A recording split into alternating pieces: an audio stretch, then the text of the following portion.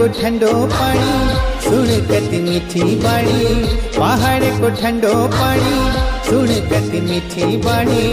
छोड़े नी लागे नी हो, छोड़े नी लागे